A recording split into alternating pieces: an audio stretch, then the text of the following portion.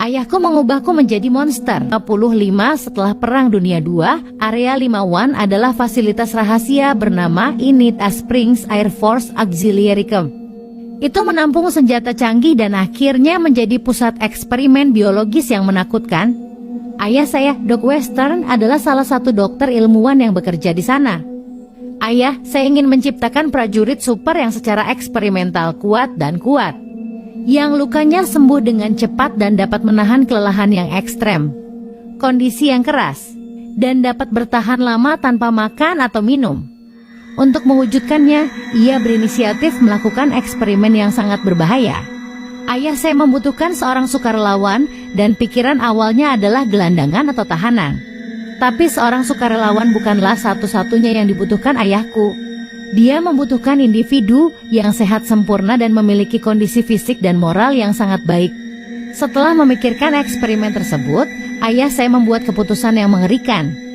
Sedikit yang dia tahu bahwa keputusannya tidak hanya akan memengaruhi saya, tetapi juga memengaruhi mentalnya.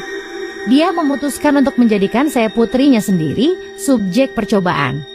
Saya menjalani implan yang mengerikan, operasi yang mengerikan, dan tes substansi. Saya dimutilasi, dibius, dan disiksa oleh ayah saya sendiri. Semua itu menyebabkan penampilan saya berubah drastis. Gigi saya mulai tumbuh sangat besar.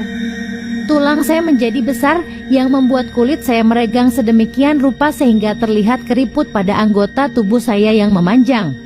Yang terpenting, perilaku saya menjadi kurang manusiawi dan lebih seperti binatang. Banyak rekan ayah saya menyarankan dia untuk menghentikan proyek ini. Tapi ayahku sudah keterlaluan dan menjadi keras kepala. Ayah saya tahu jika mereka mengakhiri proyek, saya pasti akan mati karena tubuh saya yang dirusak hanya bergantung pada teknologi dan kondisi yang ada di pangkalan untuk bertahan hidup. Sepiring besar makanan disiapkan untuk saya yang akan sampai ke saya melalui celah di ruangan tempat saya berada. Ruangan itu disegel dengan pintu besi.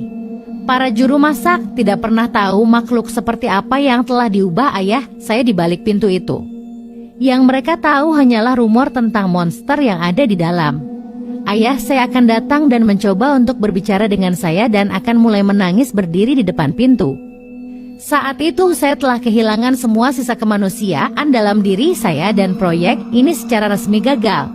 Ayah saya kemudian menyadari kesalahan besar yang telah dia buat dan mengakhiri hidupnya sendiri.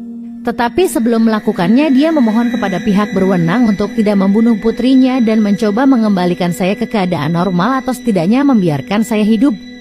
Pemerintah menolak untuk terus membelanjakan uang untuk proyek yang gagal ini, tetapi untuk menghormati keinginan ayah saya, mereka memutuskan untuk membiarkan saya tetap hidup. Mereka memutuskan untuk tidak mengakhiri hidup saya secara langsung, melainkan membuat saya kelaparan sampai mati. Mereka berhenti memberi saya makanan dan perawatan medis sama sekali.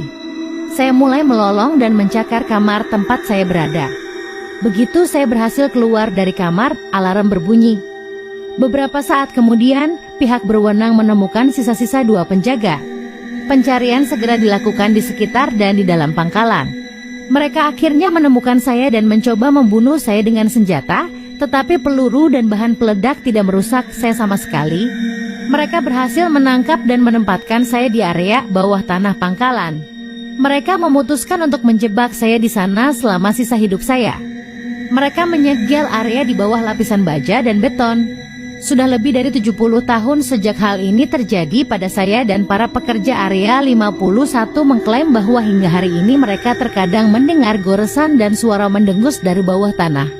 Jika saya berhasil bertahan hidup, misteri terbesar adalah bagaimana saya bisa bertahan hidup tanpa makanan begitu lama.